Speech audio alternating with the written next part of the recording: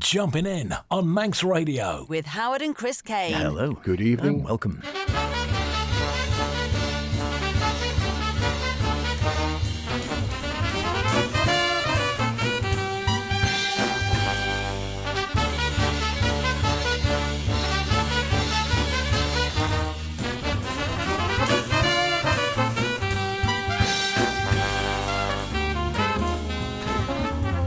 And here we are once again. Can you believe it? It is almost upon us. Another couple of weeks yet before we get round to all the real festivities, I guess. But Christmas is looming, and you can safely say it, and play carols and put trees and such like.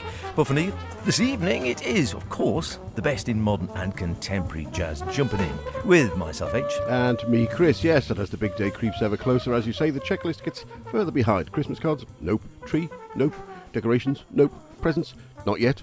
So what have we done? Well, of course, we've always been opening the doors on the calendar. So the question is, H, what were behind your doors? Were all chocolates or just little pictures? Or was it, worst of all, an empty void? I had a cheese advent calendar one year. Wonderful stuff. A jazz one, that's what we need, isn't it? OK, well, we'll do our best this evening. The latest from Arild Andersen. Got quite good reviews, I think, at the end of the year with this new quartet featuring Marius Nesset. Ron Carter, we saw him at LJF, and this is his complete Stockholm tapes. Pretty much the set we saw, more or less, I guess. And also, I thought we'd go back to 1961 and revisit Bill Evans. And from me, well, we're in celebratory mood with a Jubilee, Commonwealth, heading to the west. But to kick off, we remember. And who are we remembering? We're remembering Mike Taylor.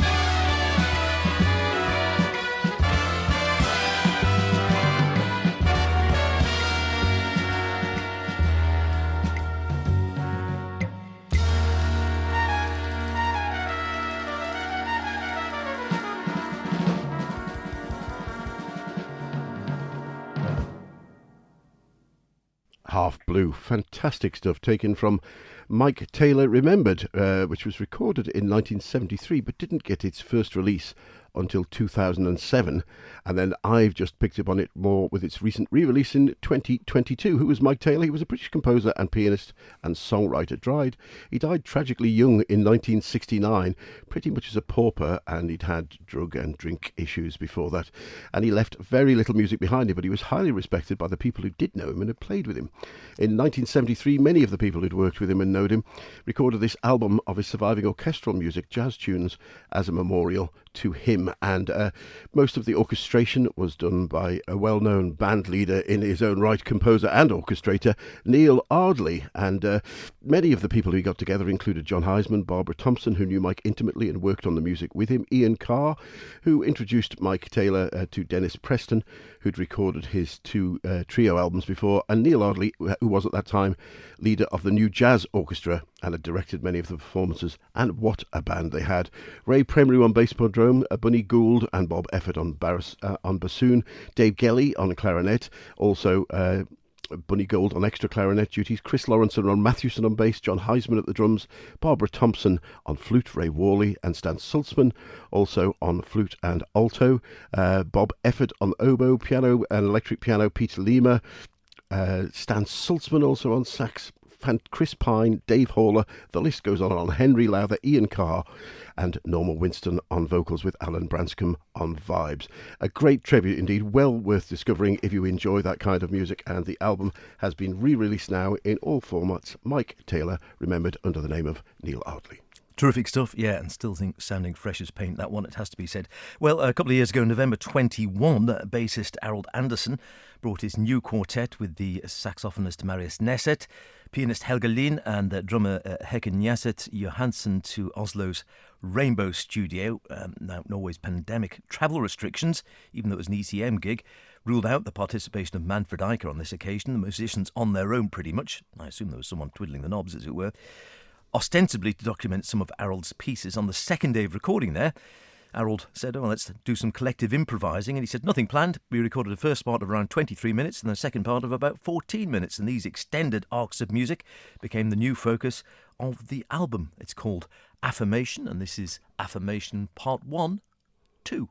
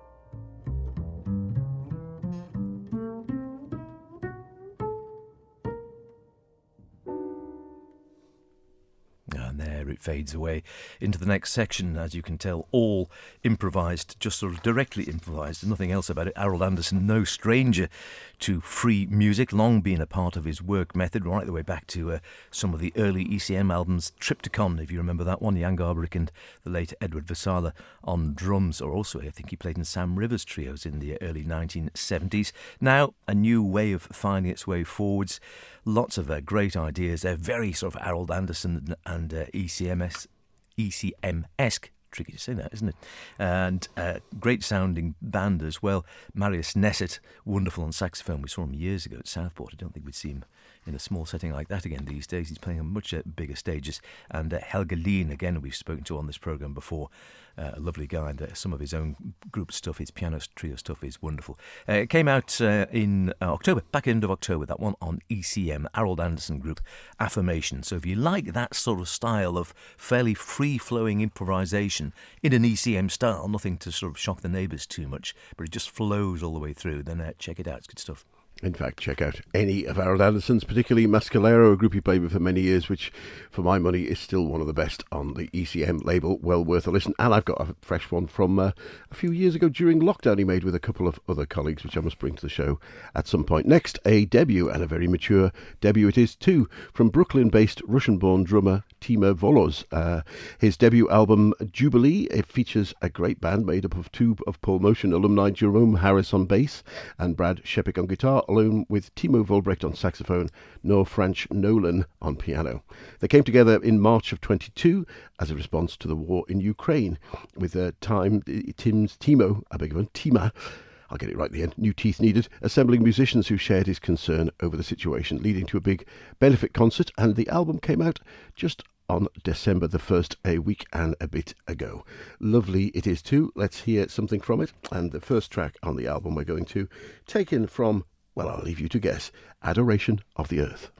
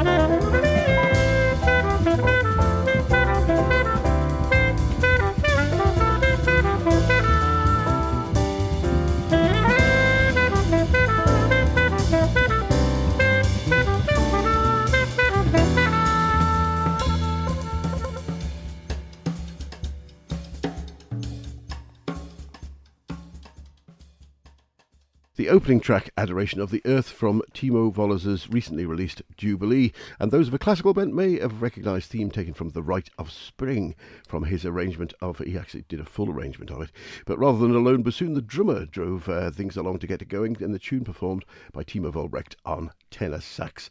Voller's comments, growing up around Western, classical and Baroque musicians in my family, had an impact on my writing and arranging process. The groove for the piece was heavily inspired by Ed Blackwell's Togo from the 1979 ECM recording of Old and New Dreams, while the harmony was influenced by Chris Potter's version of the tune played on 2007's Follow the Red Line.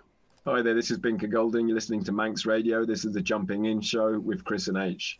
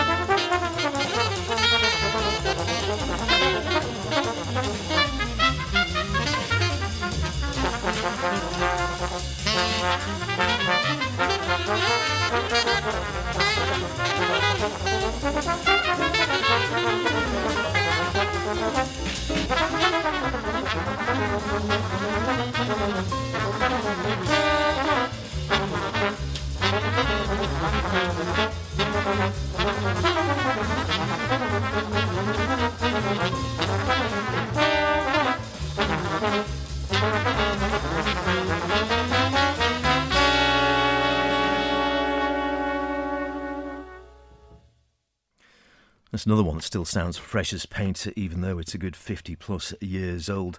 And another man, again, just sounds consistently modern. He sounded modern then, he still sounds sort of modern now. George Russell with his sextet at the 5 Spot, sipping at Bells. And yes, it's all about, which I've never managed to get my head round, to be honest with you, but if you've got a bigger brain than I, you can read the book, The Lydian Chromatic Concept of Tonal Organisation.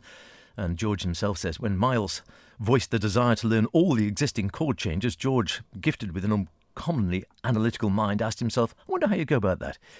And as he related in an interview back in the 80s, I happened to get the idea that for every chord there must be a scale which sounded more a unity with that chord than any other scale. So I proceeded to find out what these scales were and how it came to be that a certain scale was the parent scale of a chord and indisputably the parent scale.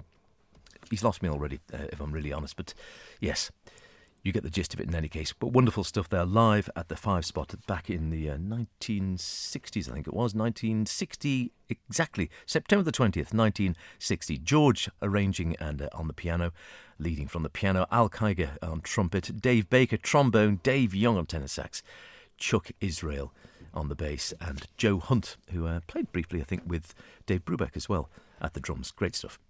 Now, another man who still sounds fresh as paint, of a similar vintage, but keeps popping up with more goodies being found at the back of the cupboard. Let's see if you can guess who it is. The song is You.